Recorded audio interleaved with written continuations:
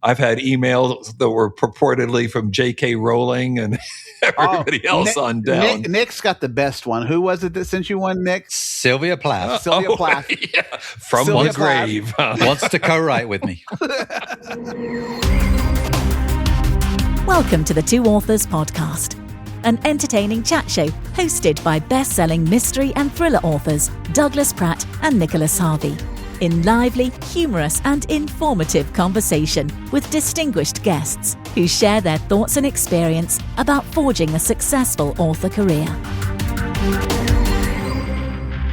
Welcome to this week's show, brought to you, as always, by Vellum, the best formatting solution in the entire world. Fantabulous. You know what's great about Vellum? Probably my favorite thing about Vellum, to be honest with you. It's not a subscription. I only had to pay for it once. Yep. I am so tired of every time I turn around, got another subscription for this. Exactly. I can't even keep up with all the things I'm paying. But no, Vellum, you buy once, you don't have to pay again. And supported forever. So Upgrades, all of it. No extra fees. Well worth it. All that customer service is a one-time fee. It's perfect. So you know what, Doug? Speaking about annoying subscriptions, absolutely. We have a Patreon. Talking about people who annoy you, please jump over on Patreon. Well, we have lots of cool things. I mean, we've got lots of neat features. We've got all the bonus questions. You get all sorts of extra value from just that, and it's only a small $3 subscription. Or you could buy. I don't mind paying a subscription for $3 a month. $3 a month. Yeah. I mean, our listeners could buy us and have us live in their house, but our wives would both attest that it's not worth it. So absolutely, yes. So that's your choice. You can either sign up for $3 a month to our Patreon and get our bonuses that way, or we're going to come live with you. We're going to come live with you, and you'll have to feed us and all sorts of things. All right, that's right. Big thanks to Vellum. Big thank you to our Patreon subscribers. Thank you so much for doing that. And let's get on to our guest, who is best-selling thriller writer and WriterCon host, William Bernhardt. We'll chat with him in a moment. But first, we have a listener question from our recent guest, Jeff Abugov. Thank you, Jeff Abugov, is sticking around to ask us our listener question of the week. So thank you so much. Go ahead, Jeff. Why do you like writing? What do you like about writing? What do you like about being a writer? It's the same question in different question in different forms, okay? All right, Nick, you want to go first? Sure, I'll go first. For me, it's exactly the same thing that I get from reading or watching something I really enjoy. It's emotional stimulation. I want to feel something. If I read a book or if I watch a show and I don't feel anything, then I'm going to turn it off or stop reading. And it's the same when I'm writing. I want to create emotions. I want to feel something. I want to feel sad at times. I want to feel really happy. I want to laugh sometimes. I want to feel stimulated in some way. So that's the pleasure I get from it and what drives me to do it. And money. Money's the other thing. I do have to make a living doing this. So. I want to say I have been a writer since I was as little as I can remember. Storytelling has always been what I wanted to do. So being able to make it a career, it's by far the best career ever, even though it's probably the most work I ever do. But I think that even if I didn't write, I would have all these ideas and stories that would flood my head on a regular basis. And so I like to once I get them out of my head, then I feel like I can think again. And so I can move on. And kind of like Nick says, I want to tell stories that are endearing and last forever. And I think it's kind of part of what we are, is to create something. And that's just kind of where I am.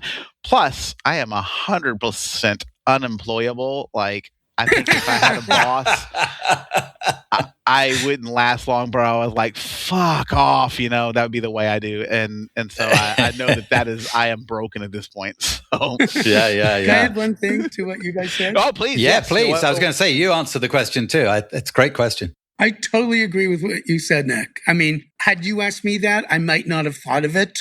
But it's like, I think when I first started writing, it was just, hey, there's nothing good on TV. I don't want to read. I'll just make up my own thing. But not too long ago, I had this realization and I posted it on Facebook.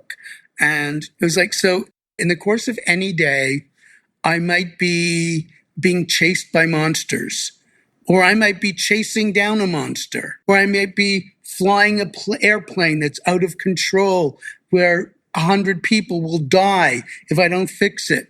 I might meet the love of my life, or the love of my life may dump me for someone else and break my heart, and on and on and on. And at the end of that day, I'll be talking to a friend and they say, "Oh, what'd you do today?" And I say, "Not much, just wrote." Not much. That's right. Exactly. That's brilliant. Thank you Great so question. much for that. Yeah, that was a Thanks great for sticking question. around, So- Jeff. Welcome, William Bernhardt. How are you today? I'm doing great. Thanks for having me on. Absolutely. We're not on video here, but you have a wonderful backdrop of your bookshelf there. Very professional looking, Bill, with your Superman Wars book on prominent display. It's Nice served me well, That's yeah. very nice. I still have Henry right here on my Yes, Henry, the dead pheasant. the dead pheasant. Yeah, well, that's classy too. This is really the piano room because I'm an amateur musician as well. But, Oh, brilliant. you know, wow. for interview purposes, it makes a great backdrop. But I will say, Nick is also an amateur musician, but he's got the ukulele. So Far more amateur than you, I guarantee. Except I would love to learn to play. I know when I go to Hawaii, I see that and they say, "Oh, you can learn it in 2 weeks." I'm like, "Yeah, I might bet it would take me longer." But I bet it think wouldn't that would actually. be great. Yeah, they say it is the easiest instrument to learn. That is a step below the piano in ease to learn a basic tune. I'm 12 months into working on that, so. he got one song out. That was pretty good. So, yeah, that's fine.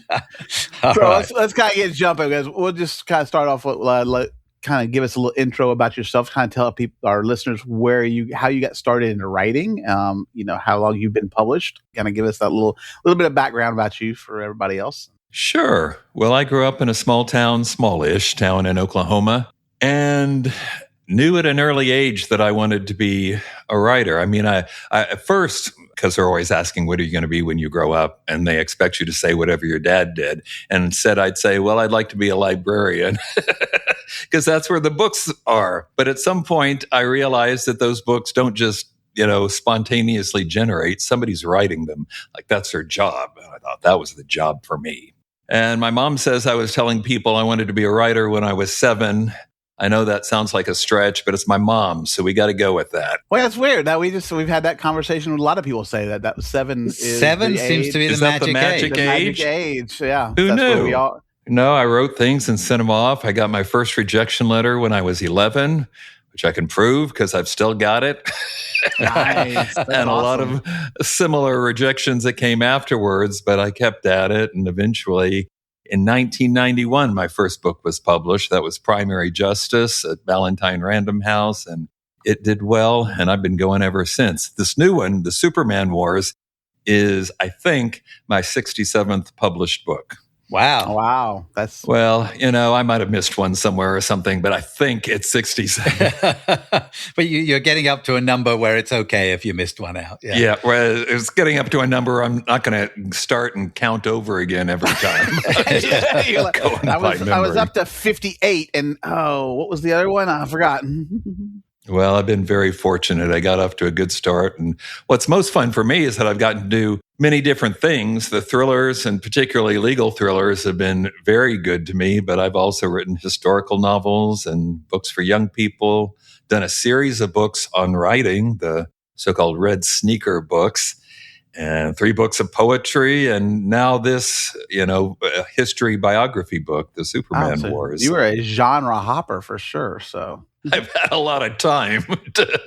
After a while, I think, I'm not going to the courtroom again, something else. So, well, and that kind of jumps into the next question. Was you spent 9 years as a trial lawyer before you're like, I'm going to give that up, become a full-time author? Is that right? yeah, maybe even a little longer than that. But, I got to be honest, and I didn't hate practicing law, but it wasn't what I really wanted to do. The problem was I was about to wrap up undergraduate school, and I still hadn't published that big blockbuster best-selling novel yet. So I thought, I better figure out how to make money some other way.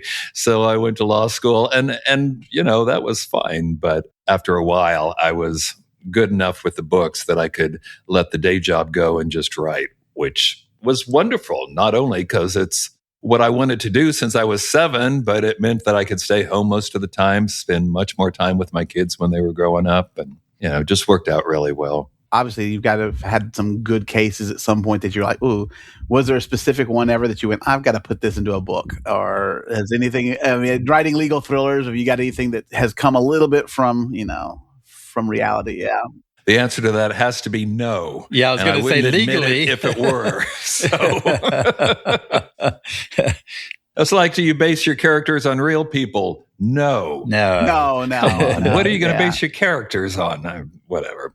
You just don't make it so clearly one person, take a little bit here, take a little bit there, and mix it all up with your imagination. And you mentioned over 60 books out there, and you've been writing for quite an extended period of time now. How's your writing process evolved? Apart from the physical equipment of computers and different things that have changed over time, what about your actual process has changed? I don't know that it really has changed. At least, it changed when I quit working the day job, since obviously I had more time to write. But beyond that, I've always tended to get up early. I'm lucky. I'm somebody who can get up and function, without, where's my coffee, and staggering around for an hour.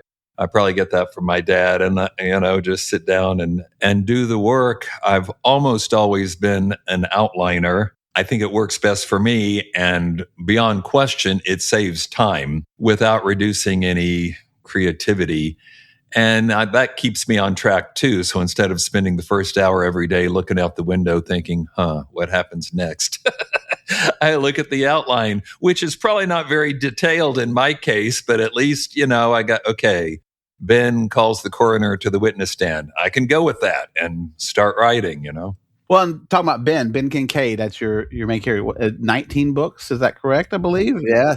Yeah, 19 so far. I got a 20th in the hopper, which will be his first appearance after many, many years. But come on, you can't leave it at 19. No, you got that's to true. round that off. You got to get it on up there. So we're a base 10 world. How do you keep? How do you keep? Both of us have long series as well. Not 19. My longest is doing the 15th one right now, and Nick, yours pushing 19, aren't you? Now 19 comes out at the end of the year. 19 comes out, yeah.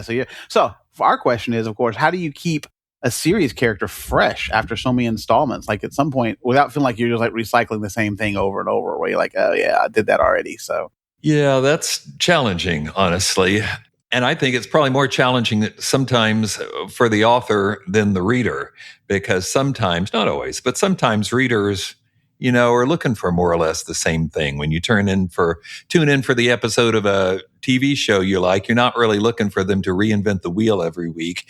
Right. Yeah, kind of think, okay, this is the pit. I know what's going to happen. There are going to be a lot of really sick people and a lot of, interstaff conflicts and so forth. And it's somewhat the same. I just can't bear to write the same thing over and over again completely, even with Ben, even though the conventional wisdom is change nothing because people might not read the books in the right order. I just can't do that. So Ben very much does change and evolve and grow over the course of those 19 books. The first one, he's just out of law school and knows nothing. So really, even though I didn't plan it for a series, that worked out very well. It gave me some room to go with him.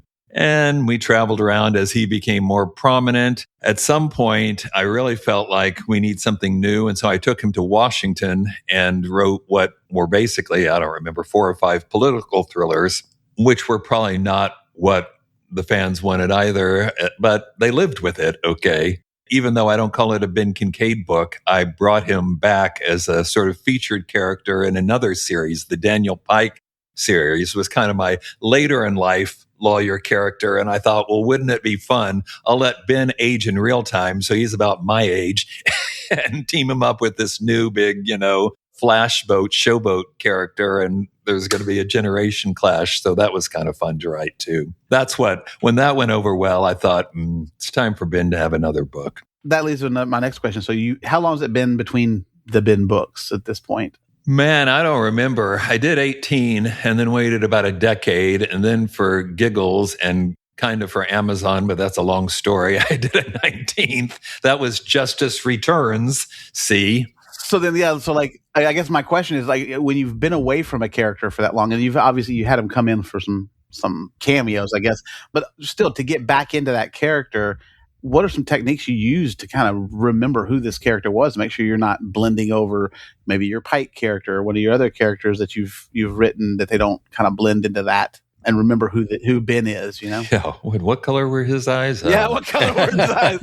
What was his mom's name? Yeah. Well, that one I could remember, but yeah. Although at the end of the day, you can just pull down one of those old books and look it up, right?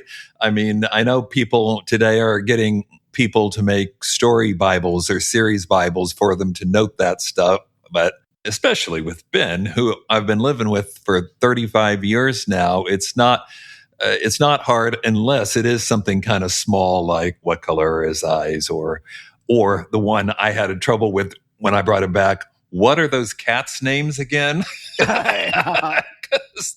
He's got a cat. I figured at some point the cat has passed on, but had kittens, and I couldn't tell you what the names are right now. I'd have to go look it up. To go look them all. Yeah, that's the whole problem. Yeah, and now he's got daughters too. So do I confuse the cats with the daughters? That would be bad. And now, a quick word from this episode's sponsor. Your book is more than a book. It's IP. Entertainment attorney and author Maggie Marr comes to Author Nation with a state-of-the-industry breakdown of options, adaptations, and the rights deals shaping authors' careers beyond the page. Know what you're signing. AuthorNation.live. And now, back to the show. Let's talk about the new book, because this is a departure. I mean, you've done a lot of different genres and what have you, but this is a nonfiction, quite a departure. So how did the Superman Wars come about?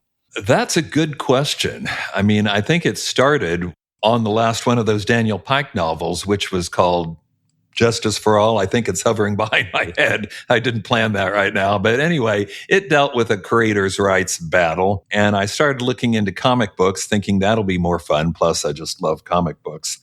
And I knew a little bit about Jerry Siegel, the guy who came up with the idea for Superman, and Joe Shuster, who was his best friend, and he got to draw the thing for him. And they were the co-creators of this guy. And I knew that they didn't hang on to the character and didn't profit like you might have thought they did, but I didn't really know all the details. And when I started looking into it, I found there was so much more to it than I knew and that I thought most people knew. And I thought somebody needs to write a book. Not that nobody has ever written about these guys before, but I didn't feel there was a comprehensive view, particularly with regard to the litigation, which, went on for almost 70 years and didn't resolve itself till 2016. So nobody's written since then. So I had the pleasure of being able to write the complete story. I just got to stop here and say this book is not just lawsuits. I know that sounds boring. It would be. That's not what I did. But they are in there. And this is the first time you'll have a chance to understand the whole business of what literally became the most important creator rights battle of modern times. I mean, Jerry Siegel and then the Jerry Siegel family's fight didn't benefit Jerry as much as I would like, but it benefited his family. And even bigger, larger, it has benefited so many other creators ever since. It is, his fight, because he stood up to power, it made the world a much better place for other creatives. And since our audience is made up of creatives, it's something that's important to understand for sure. So. Well, I hope so. There are a lot, that's, to me, this book is a cautionary tale. It's don't make the mistakes Jerry did. Jerry, of course, Jerry Siegel, as you probably know, he was an 11th grader, for Pete's sake, when he came up with this idea.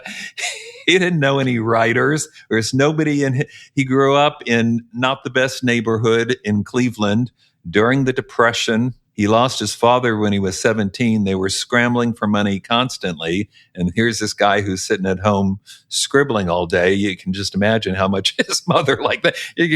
She kept saying, go to law school. Yeah. But he wanted to be a writer. And so, that's what he did. And he was the one, Joe was a great artist and I think perfect for this strip. But Jerry was the agitator. He was the one who kept saying, let's do this. And he'd put it in the mail and then get rejected. And he'd put it in the mail again. He wanted a newspaper comic strip because at this time during the Depression, it's newspaper strips that are the big guns. Comic books didn't come till 1935. And even then they were considered kind of, low rent a little not even as good as the pulp magazines, which they were very much modeled on. So he wanted it, but there were a lot of people making big bucks in those newspaper strips, which were incredibly popular. They were so popular when there was a newspaper strike in New York, when Mayor LaGuardia was the mayor, he read the comic strips to people over the radio. So kids wouldn't miss out on the latest installment of Little Orphan Annie or whatever.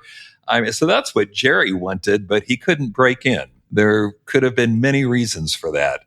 Jules Pfeiffer has said that the newspaper syndicates were not very open to Jewish creators. There are a couple of exceptions, but not many. And plus, he's marketing this, what's going to become America's first superhero. Nobody's ever seen anything like that. People look at this and think, oh, there's a guy holding a car over his head. Sure. Next. And he just got rejected over and over again. In the meantime, Jerry and Joe had been doing comic book work for a guy named Major Malcolm Wheeler Nicholson, who founds the first comic book company, which decades later will become DC Comics, but that didn't become the official name until 1976.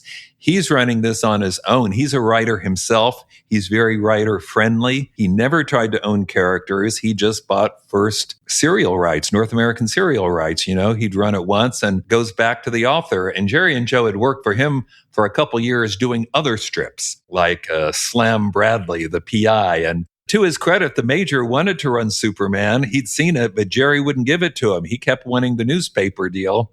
And it was not until late 1937, when he'd been rejected by every syndicate there was that he knew about, that he finally said, okay, run it in a comic book. Maybe somebody will see it and we'll get a newspaper strip that way, which is, in fact, what happened. Problem is, in the blink of an eye, the company had been acquired by somebody else. There was new management and pretty skeezy means of acquiring the company through bankruptcy court. It's all detailed in the book. I won't bore you with it, but suddenly the company is owned by a guy named Harry Donenfeld, who had major league mob ties. I mean, he bragged about it, so I don't know why I can't bring it up. He was pals with Frank Costello. They used to go to the Waldorf Astoria every Wednesday and get their, get a shave and get their fingers manicured. Stuff they didn't need, but that's what rich guys did back then. Harry had been a rum runner during Prohibition. He had been indicted twice for pornography and just escaped prison by the skin of his teeth. That was his main interest in acquiring this comic book company. He wanted something he could apply his printing and distribution network to that wouldn't get him thrown in prison, what they called a Sing Sing job. He had no idea. He was like, I was counterfeiting. But yeah, exactly. He had no idea that literally less than a year after Superman debuts, he's a millionaire on Superman money. Unfortunately, I think I left out this detail. Shortly after they took over, his assistant, Jack Leibowitz, who would be in charge of the day-to-day operations, sends Jerry a letter agreement like he's never seen before. You may have heard people say that they sold the rights to Superman for $130. That's not really true. They got $130 because it was a 13-page story, and they got $10 a page. That's the $130. But unfortunately, the agreement did have another paragraph later on that said basically, oh, by the way, we get the rights to all your characters and everything in the story. But they paid nothing additional for that. So I would argue they sold Superman for nothing. That's what I would have argued in court if I'd been around. But unfortunately, I wasn't. So they have a huge hit on their hands, but they don't own it anymore. They're working for somebody else, basically. And Jack is very difficult to work with. And that's in the book, too. There's 10 years of correspondence, Jack to Jerry, that's just abusive. I mean, there's no other word for it. He's mean-spirited. He's threatening. He calls them the boys, to patronize them and constantly playing on their naivete. And he certainly did have more business experience. People say they made money in the early years. Yeah, they didn't make a fraction what Harry and Jack were making, but they did make some money in the early years. Unfortunately, that doesn't last forever. In 1943, Jerry's drafted for World War II, spends over 2 years overseas serving his country, comes back and finds everything has changed. The company has brought the whole operation in-house. They've even brought his old pal Joe, who was 4F because of his eyesight, they've got him in their offices now. They're controlling the whole thing. They're not that anxious to see him back. And worse, he had submitted a script because they had the right of first refusal. He'd submitted a script for a new character called Superboy. Okay, I know that doesn't sound all that new. It's Superman when he's younger. But Jerry's idea was, okay, I'm going to create something new, and this time I'm not going to give it away, which is exactly why Jack didn't want it. He comes back from the war and finds out, even though Jack rejected the script 3 times, he's run it anyway in Jerry's absence, and he's turned Superboy into a whole new profit stream. And Jerry's got nothing from it, literally nothing. And at that point, Jerry just can't stand it any longer. And whether it's smart or not, he files a lawsuit in 1947. It does not go well for him. He does get a little money on Superboy. He does not get the rights to Superman back, but worst of all, they fire him. They fire him and Joe both. And even worse than that, they remove these guys' names from the credits. From the strip, before that, it was always Superman created by Siegel and Schuster. After that, they were erased. Even when they reprinted old stories that had appeared before, they'd color over the names. So you can argue all night long about the legalities and the money, but taking somebody's name off their work, that's just wrong. That's just immoral and unethical, in my opinion. Yeah, sure, absolutely. Now, at the at the beginning of this, you said you kind of liked the Superman stuff, and so you started looking into it. The way you described it was, and then you found all this information. It's like you opened up a warren in there. You must have been getting so excited at the time to go, true. Well, I had this idea. I kind of like this, but is there a book there? And then, oh my God. Yeah, there was a huge one. A lot of stuff that's never appeared in print. Some stuff that I found, some things other people found. A woman named Lauren Agostino found a treasure trove of personal correspondence. She says she found it in the trash dumpster outside a lawyer's office. It's stuff from the 1947 lawsuit, but it includes a lot of correspondence that nobody had seen for years. That's very informative. I also got to talk to people who had not talked on the record before. First and foremost, the Siegel family. His daughter, Laura, and her 2 sons, Jerry's grandsons, Michael and James, had not, they'd spoken in public before, but they didn't give interviews. In fact, the first time I reached out to her by email after months, I finally got a return email that started, I don't give interviews. And I thought, oh, this is off to a good start. But I eventually brought her around and said, well, would you verify this fact? I just want to get things right. And pretty soon she was giving me all kinds of information. So with that in mind, who did you want to talk to? Obviously, who refused, right? Who refused you at this point? And how did you find some of these people? Like the Siegels, obviously that's an obvious one, but some of this paperwork, like you said, somebody who found it in the trash, you had to go find somebody who found it. That's an impressive amount of research as well. Yeah, I can't really think of too many people who flat out said no. I had some people who said, I don't know anything about it, which may or may not have been correct. But, even when I reached out to people who were at, as I said, the company would later become DC Comics, and DC Comics is part of the same family as Warner Brothers, at least for the moment. That could change stand by at any day. But I actually got little to no resistance from DC. I talked to 3 DC past presidents, and yes, to some extent, they all gave me kind of the accepted DC view that, is what is DC's position, which I could do a deep dive on that. They're going to be at the San Diego Con this weekend giving the DC view. And I just think it's been so long since this stuff happened. And you've got all the rights locked up now. Hasn't enough time passed that you can just acknowledge that things were not done properly almost 90 years ago. But anyway, I get it. So I talked to a lot of past presidents. I even talked to people in DC and Warner Brothers legal department who were actually very helpful. They were guarded. And I get that. There was 70 years of litigation, but I can't think of very many people who just flat out wouldn't talk to me. And now let's hear from this episode's sponsor. Hi, everyone. It's me, Jamie Davis, show manager for the upcoming Author Nation conference in Las Vegas. I hope to see you there. It's coming up pretty fast, so if you're going, make sure you're getting ready soon. By the way, what's an author's favorite dinosaur? A thesaurus, of course. And now, let's get back to this week's guest. One thing we want to talk about with you is WriterCon, which has been going for how many years now?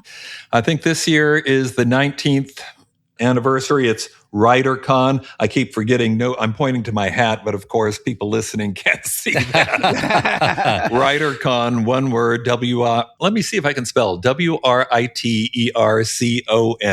It's in Oklahoma City. It's every Labor Day weekend. So that's like a month and a half from now as we record this. Yeah. It's really turned in. I'm a little biased, obviously, but I think it's one of the top conferences in the country.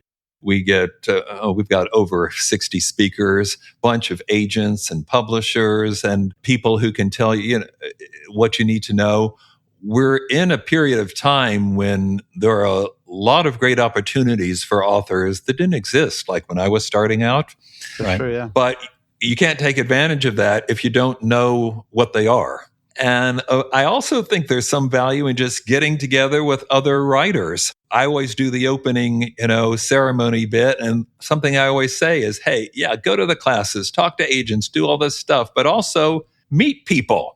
I know it may go against your grain because you're writers, so you're probably introverts and happier at the library than, at a cocktail party, but force yourself. Look around you. This is your tribe. Everybody's here for the same reason because you believe and like the same things. And there will come a time when you might need beta readers or might want to bounce an idea off somebody or might need some help.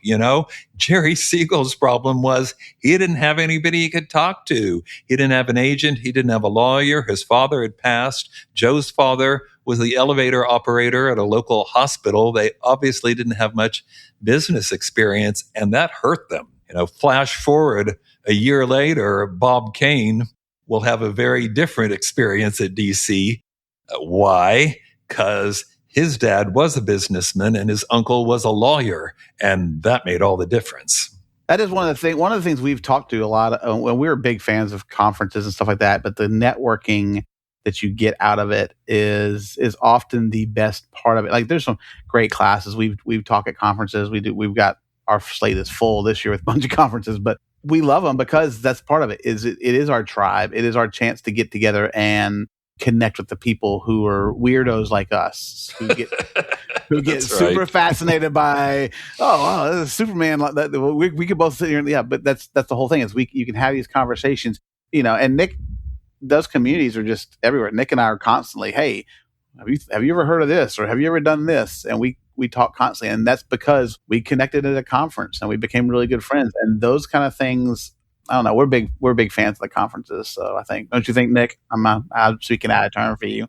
You're my wife. I can talk for you all day long. So. Yeah, exactly.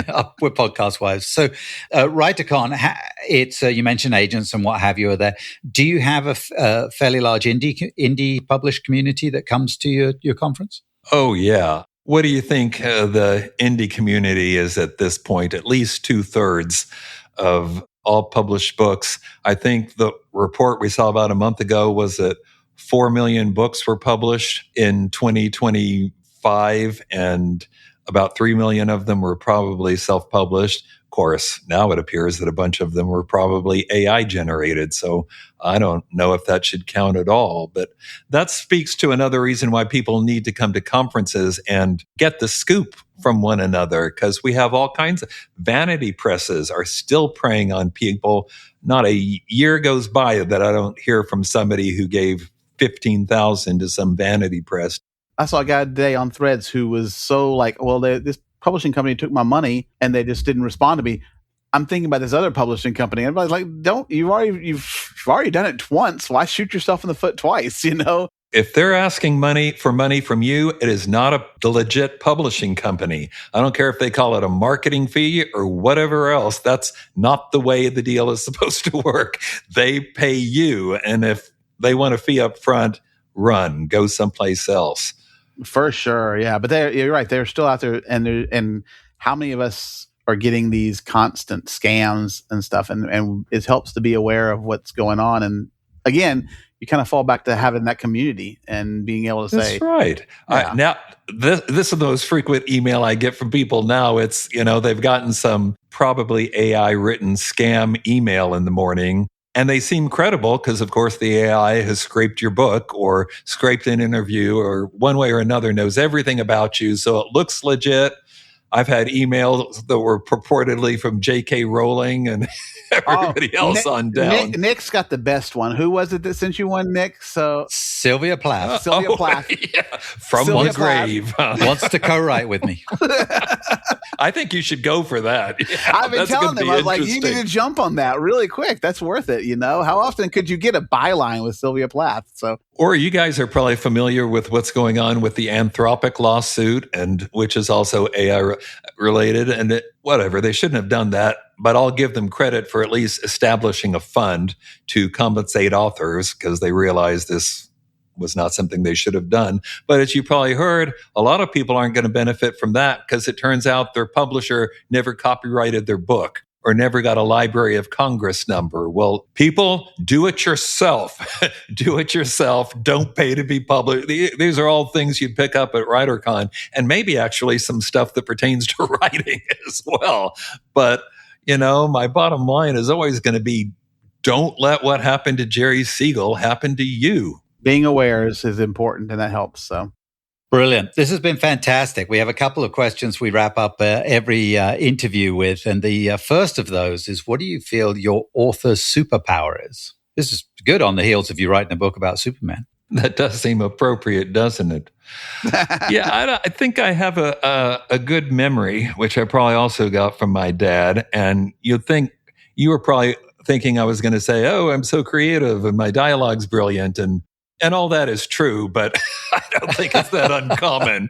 I don't think people are born with writing talent. I think it's something you develop by reading first and constantly and by writing. And that's what's important. But one of the hardest things about writing a novel, and multiply that by 3 for this Superman book, is just keeping all the details in your head. I mean, sure, I've got a night outline and I've got notes, but in the Superman book, one of the hardest things was just getting the story in a coherent chronological order, because you've got a fact here and you've got a fact, but putting them together is so important. I described this period during 37, 38, when Jerry's trying to decide what to do. I think there's a lot of people Jerry bashing kind of on the internet right now. Some of them are possibly company toadies, but some of them just don't know all the circumstances. And so I tried to lay this out chronologically so you can see that Jerry thinks he's doing business with the major, the founder, the guy who invented the modern comic book, a writer, somebody he has learned to trust. And then in the blink of an eye, there's somebody else here doing stuff like he's never seen before, and he makes a really bad mistake. And, he regretted it the rest of his life. But before you say, oh, what a stooge, you shouldn't have done that, you need to understand the world as it was and his history and the whole situation in order, because it really paints a whole difference. I've heard people go on, well, he made money in the early years. Yeah, he did. For the Depression, this was really good money, but it wasn't 1% of what Superman was making. And of course, it didn't last after he was fired. So I'm probably biased by the fact that I am a writer, but to me, it's always creators first. And the idea that Superman is now a $450 million a year cash cow for the corporation, right? Whether there's a movie or there's not, it's toys and games and underoos. And this guy generates a lot of money. And Jerry, after 1949, 50 or so, is struggling. He and his wife are having to sell household stuff, his old comic books, just to pay the bills. And that's not the way it should be. We'll have a link, of course, to the new book and also to WriterCon in the show notes, so people can look that up. And for our final question, which could be anything, we have our wheel of questions. How cool! Yes. So and most of these questions are well off subject. So we try. Although it's gonna spin. Let's see what we're gonna get. This is a good question, but I have a side question afterwards. What is your favorite fruit all time? Every morning, I have blueberries because I read that's a superfood.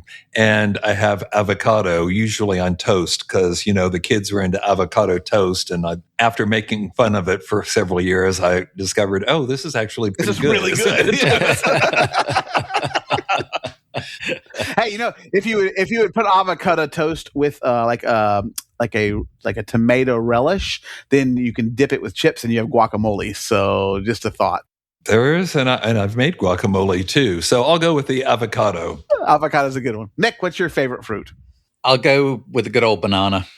Banana is probably my favorite fruit too. Yeah, it's always a good one. So, but it's got to be the right. I do have a level for banana where I'm like, nope, I'm not touching it. So once it starts browning, I'm like, I don't want any part of it. So. Yeah, well, that makes sense. You can peel it and you can tell if it's right. The avocado is kind of a mystery fruit. You don't really peel it. Yeah. And when it's all bright green and pretty, it's not ripe yet. You got to wait till it turns black and kind of yuck.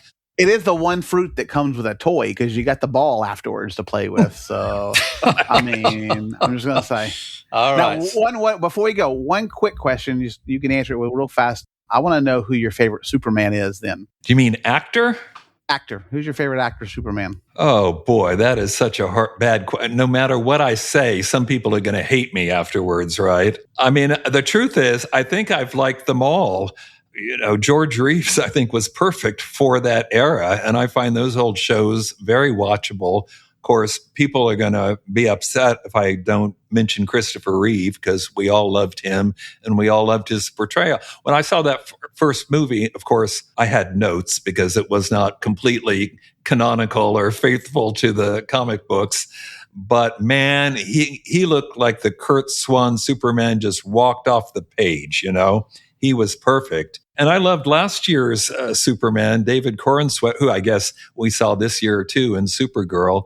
I thought he did the best of bringing across that, yeah, he was born on a different planet, but he doesn't remember any of that. He's who he is because he was raised on Earth, apparently in Kansas by a nice farm family, and they told him to be a good boy. And so that's what he tries to do, basically, Thank you so much for joining us, though. This has been really fascinating, Bill. Thank you for having me. We could be talking like this forever. So, but we'll definitely looking forward to having you again sometime in the future. So, thank you.